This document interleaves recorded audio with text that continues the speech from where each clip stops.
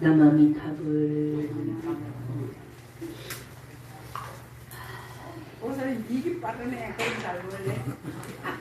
자, 오늘 준비한 본문은 번뇌 소멸법이에요. 번뇌 소멸법. 이제 상담을 이렇게 받아보면 참 괴로움에 많이 빠져 있잖아요. 그죠? 그리고 부처님 법을 공부를 해도 그 번뇌 망상이 끊임없이 일어나는 게 이 현상인데 번뇌 소멸법이라 해서 오늘 여러분들한테 도움이 될까 싶어서 준비를 해봤어요. 우리가 살면서 이 삶은 끊임없이 매 순간 선택이 있어요. 끊임없이 선택이 있어요. 어떤 조건이 주어져 선택이 있는데 그 선택을 하고 나면 어떤 일은 잘했다 싶은데 어떤 일은 후회되는 일도 있고, 그죠? 어떤 일은 진짜 잘하려고 했는데 또 마음이 불안해서 더 힘든 경우. 근데 이래도 괴롭고 저래도 괴로워. 수행이 안 돼 있으면. 부처님 법을 알면 이래도 안 괴롭고 저래도 안 괴로워. 근데 마음 공부가 안 되어 있으면 이래도 괴롭고 저래도 괴롭더라. 그래서 자신이 크게 결정을 하고 큰 마음을 내갖고 크게 결정을 했는데 결정을 하고 나서 그게 시절 인연으로 도달하기까지 시간이 많이 걸리는데 그 기간 동안 너무나 괴로워하시는 분들이 많아요. 그래서 그걸 어떻게 위로를 해줄까? 가장 큰 위로는 다른 게 없어요. 토닥토닥도 아닙니다. 명백하게 자기가 마음을 잡을 수 있는 진리가 들어가야 그게 위로가 되거든요. 그래서 제가 제시하고자 하는 거는 자신이 깊게 생각해서 선택을 했던, 어쨌든 그 선택을 할 때는 선택의 기준이 있어요. 자신의 선택의 기준. 대의라고 그래요, 대의. 자기가 선택을 하고 나서는 그 대의를 잊어버리면 안 돼요. 그런데 중생들이 왜 괴롭냐면 그 대의를 가지고 결정을 했는데 뒤에 가서는 이 대의가 흐지부지 되면서 지금 당장 자기의 욕심이나 그 욕심이 나는데 자기가 원하는 만큼 안 오니까 어때요? 화가 나잖아요. 그 욕심이 어디서 와요? 어리석음에서 오잖아요.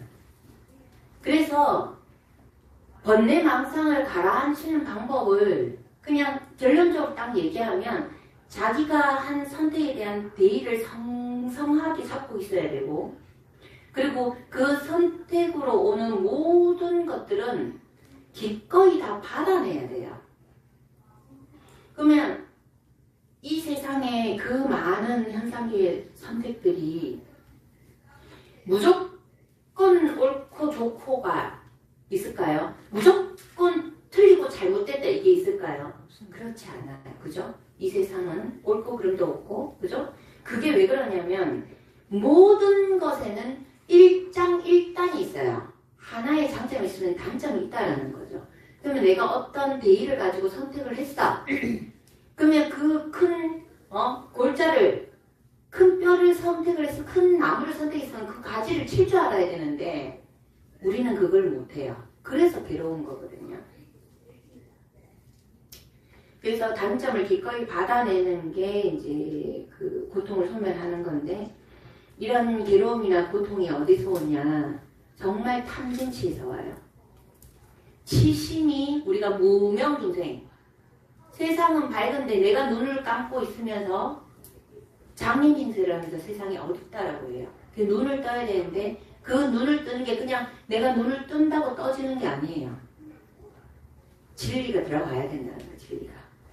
그죠? 그래서 내가 가질 수 있는 것과 가질 수 없는 것을 구분을 해야 되는데, 가질 수 있는 거면 욕심을 안 부려도 되겠죠? 그냥 가지면 되니까. 근데 가질 수 없는 건데 욕심을 부리면 어때요? 안 오죠? 그럼 화가 나는 거야. 이게 탐진치가 돌고 도는 거죠, 이게. 근데 이런 것들을 절대로 모른다니까요. 여러분들이 결혼 생활을 하고 오랫동안 이렇게 살고 있으면서 지금 막 처음에 결혼을 결심했을 때 그 데이와 지금은 어때요? 많이 바뀌었죠? 이미 데이를 잃어버렸을 거예요. 그래서 여러분들이 괴롭습니다. 그리고 부모 자식 간에도 마찬가지예요. 부모 자식 간에도 자식에 대한 데이를 생각 한번 해보세요. 이 데이를 명확하게 구분할 수 있는 부분은 내 자식과 다른 사람을 놓고 만약에 싸움이 났어. 그럼 내 자식 편을 들어요? 다른 사람 편을 들어요? 내 자식 편을 들겠죠. 근데 그렇게 알아차림을 할 수 있는 경계가 잘 안 오니까 어때요? 내 자식을 싸움의 대상으로 생각을 하는 거예요. 자식도 마찬가지예요. 내 부모를 싸움의 대상으로 생각해요. 막상 다른 사람하고 싸운다면 어때요? 내 부모를 보호하고 내 자식을 보호할 거 아니에요. 편을 들고. 그게 대의예요. 명백히 내 편이라는 거예요. 내 부모는 내 편이고 내 자식은 내 편인데 우리는 그 대의를 잃어버리고 자꾸 비교해요. 내 자신과. 지혜로운 이는 어리석은 자를 보고 나무라지 않습니다. 측은지심을 낼 뿐이죠. 맞아요? 네. 이제 부모가 자식한테 얘기할 때 그래요. 아, 이것도 부족하고 저것도 이것도 잘했으면 좋겠고 저것도 잘했으면 좋겠는데 와이런도 이렇게 얘기를 해요. 자식도 마찬가지야. 우리 엄마는 우리 아빠는 뭐 하자는지 모르겠다. 좀 성인군자처럼 그러면 안 돼? 왜 남들처럼 돈도 많이 주고 이러면 좋을 텐데 그게 왜 안 될까 안 될까? 계속해서 부모는 자식을 향해서 자기가 이미 갖고 있는 거를 기준 삼아서 잣대 삼아서 자식의 결핍을 끊임없이 공격을 하고 자식은 부모한테 부모가 없는 부분을 끊임없이 그 결핍을 가지고 끊임없이 공격을 하고 있어요. 이게 무명중생이에요. 그렇게 얘기하면 잘 이해를 또 잘 못해요. 그러면 저하고 여러분을 놓고 봤을 때 여러분들 보고 저만큼 머리 좋으라고 저만큼 공부하라고 저만큼 이렇게 하라고 얘기하면 여러분 어때요? 말도 안 된다. 제가 여러분들을 저만큼 못한다고 계속 뭐라 하고 와 그래 모자라노 와 그래 이러면서 계속 뭐라 하면 여러분 어때요? 싫겠죠? 말도 안 되겠죠? 그죠? 그런데 여러분은 와 그러고 있냐고. 여러분은 왜 내 자식과 내 부모와 내 주변 사람들 내가 내 편들 내가 가장 소중하고 사랑해야 되는 사람들한테 왜 끊임없이 손가락질을 해가며 뭐라 하냐고. 스님이 한번 그래볼까? 왜 이렇게 비유를 해드리냐면 우리가 이런 것들을 다 알면 무명중생이 아니죠. 모르고 짓는다 이렇게 얘기하는 거예요. 그래서 우리는 언제 깨달아요? 맞아요. 부모가 죽음에 임박하면 엄마 이러면서 내가 잘못했다. 사랑한다 더 많이 해줄걸. 맛있는 걸 더 많이 드릴걸 뭐 이렇게 얘기하죠.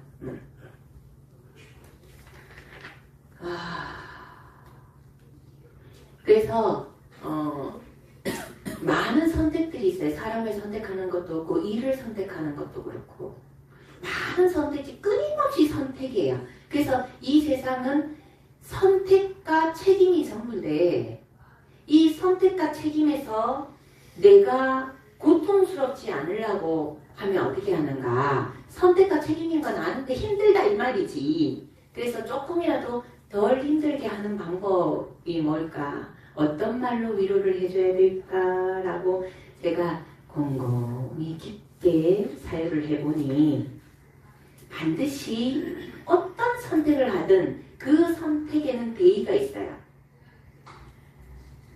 근데 잊어버려서 그렇지. 그래서 그 대의를 성성하게 끊임없이 알아차리면서 세워야 된다. 내가 왜 그 선택을 했는지. 그리고 이 선택으로 인해서 주어지는 모든 일들은 내가 기꺼이 받아낸다라는 마음을 끊임없이 알아차림을 하셔야 돼요. 그렇지 않으면 고통이 끊임없어요. 근데 중생들은 진짜 두 마리 토끼를 다 잡으려 하거든요. 이것도 갖고 싶고 이 괴로움은 안 당하고 싶어. 그런 일은 없다니까. 공부를 잘하고 싶어. 나는 1등 할 거라고 마음을 먹었어. 그럼 어떻게 해야 돼요? 공부해야 되지요. 공부 안 하면서 1등 하고 싶다는 마음을 낸다는 거 말도 안 되지요. 이래 얘기하면 말도 안 된다고 이해해요. 근데 여러분들은 공부를 잘하고 싶으면서 이거 노력은 안 해요. 공부는 안 하고 싶어. 너무 힘들어. 잠도 오고 외화도 안 들어가고. 이 세상의 현상계는 그냥 법칙이에요. 진리는 내가 무엇을 가지고자 한 생각이 일으켜서 그게 물질로서 형상화될 때까지는 시간이 녹아 들어가야 돼요. 시간이 녹아 들어가야 되는데 그 시간이 녹아 들어갈 때 가만히 있는다고 시간 지나면 됩니까? 그런 일은 없습니다. 어떻게 해야 된다? 한 생각을 일으켰으면 집중과 몰입과 반복을 했을 때 그렇게 시간이 녹아 들어가고 나면 내가 원하는 게 명백하게 물질로 형상화돼서 이 현상계가 드러나는 거예요. 이게 진리예요. 이걸 부처님께서 말씀하시는 거예요. 이게 연기법이잖아요. 이것이 있음을 수것이 있다.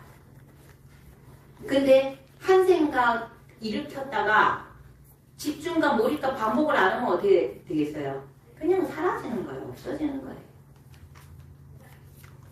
부처님이 말씀하신 우리가 고진멸도, 삼법인 어렵다라고 생각하는데 전부 이 법이에요.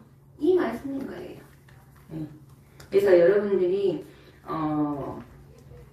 내가 깨달음을 이미 얻으면 어떻게 되냐? 세상에 오용락에 대한 욕구가 없어요. 괴로움이 있을 수 없습니다.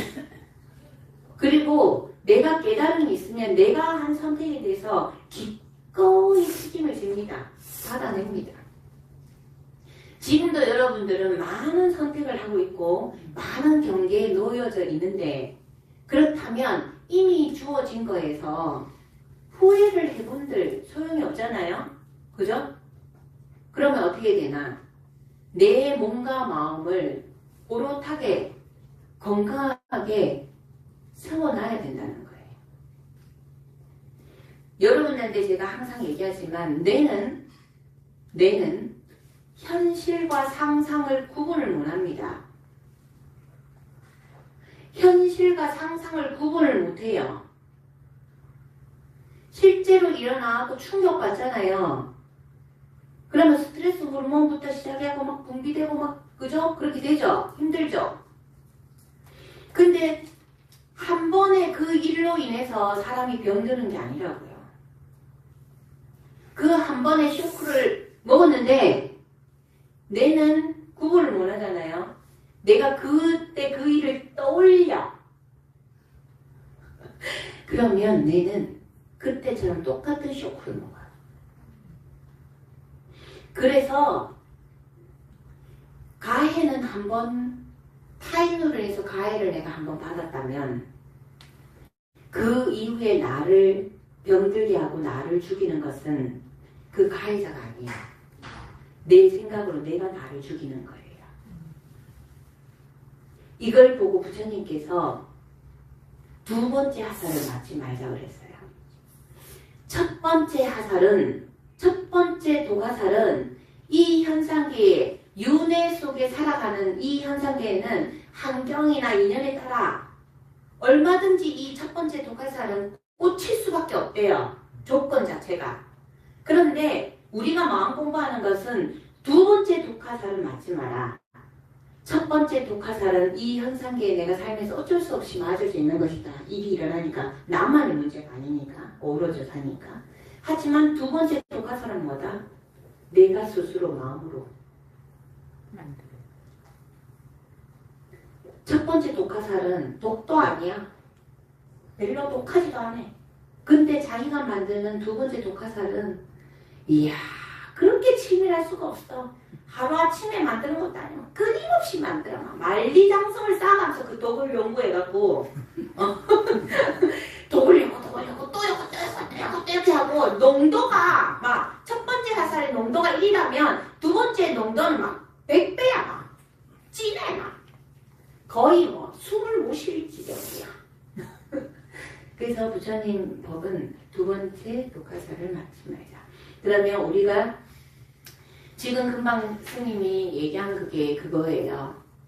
일어난 일에 대해서 내가 어떤 선택, 이게 불행한 일일 수도 있고 좋은 일도 있을 수 있는 부분인데 어떤 선택을 하고 결정을 내렸을 때는 그 선택을 했을 때 대의가 반드시 있어요. 선택의 기준이 있단 말이에요. 그 대의를 잊어버리면 안 돼요. 그걸 계속 일으켜야 여러분들이 덜 괴롭습니다. 그렇게 대의를 새겨가면서 내가 그래 이걸 감당해야지. 이걸 감당 안 하고 어떻게 이 대의를 내가 그렇게 하겠어. 이 마음을 끊임없이 일으켜서 알아차림을 했을 때 정신적인 건강과 육체적인 건강을 지킬 수 있습니다. 일단은 내가 살아 있어야 미래가 있지. 어? 그런데 이 대의를 끊임없이 상상하게 세우고 끊임없이 그래 받아들여야지 그래 이걸 끊임없이 알아차림 안 하게 되면 어때요? 두 번째 독화살을 막 끊임없이 계속 독을 더 첨가해. 그래갖고 지금 현재는 아무 일도 안 일어났는데도 불구하고 다 죽어가. 밥도 못 먹겠고 막 잠도 못 자고 막 숨이 안 쉬지면서 얼굴이 시커매하고 막 그냥 막 썩어 들어가는 거지. 그걸 누가 한다? 자기가 한다니까. 예, 그래서 부처님 법은 상대를 어떻게, 환경을 어떻게 바꾸고자 하는 부분이 아니고 나 자신의 마음자리를 어떻게 갖는가 그게 이제 중요한 거예요. 그래서 상대를 측은지심으로 볼 수 있는 힘이 그게 지혜예요. 부부간에도 막 서로 그래요. 남편이 어떻고 저떻고 하고 뭔 살겠어요. 이렇게. 그럼 남편도 어때요? 마누라가 어떻고 저떻고 니가 뭔 살겠어요. 이거는 둘이 똑같아. 종자발이가 똑같은 거예요. 똑같으니까 품질 못하니까 빠가빠가 소리 나가네. 한 사람이 떼떼떼떼떼 이러는데 한 사람이 좀 넓어. 그러면 그렇나 아이고 오늘 좀 스트레스 받았는가 봐. 네 몸이 좀 안 좋나 이러면 소리가 안 날 거 아니야. 그치? 부모 자식 간도 마찬가지야. 엄마가 떠들고 아빠가 떠들고 자식이 더 그릇이 크면은 부모를 품어요. 아 우리 부모는 옛날에 그래서 그럴 수밖에 없는 거야. 어이구 우리 엄마 스트레스 받았죠요 이러면서 이렇게. 부모도 마찬가지예요. 부모가 그릇이 더 크면 내 자식의 결핍이 있으면 어이구 그랬나 그래 달래가 붕비 두드리가 이렇게 하는데 그죠? 아 오늘 제가 말씀드린 게 여러분들한테 조금 위로가 됐으면 좋겠어요. 예, 대의를 세우고 끊임없이 앞으로도 선택을 할 건데 큰 선택을 하고 나서 뒤에도 계속 선택지가 계속 나와요. 그 선택을 할 때 그 선택의 기준이 되는 대의를 끊임없이 세워서 나머지는 이 선택에 의해서 오는 모든 것들은 내가 다 받아낸다. 응? 아시죠? 그걸 알아차림하시고 그리고 내가 원하는 게 내가 원하는 삶이 내한테 드러나고자 한다면 이 대의를 계속 세워서 계속해서 받아들이면서 시간이 녹아들어가야 돼요. 집중과 몰입과 반복이 있어야 한다. 그래서 여러분들이 여러분 마음을 잘 다스리고 마음을 잘 비워내시고 해서 그 어떤 일이 일어나도 여러분의 욕심과 여러분의 정신의 건강을 잃어버리지 않도록 잘 지킬 수 있도록 그렇게 하시기 바랍니다. 네.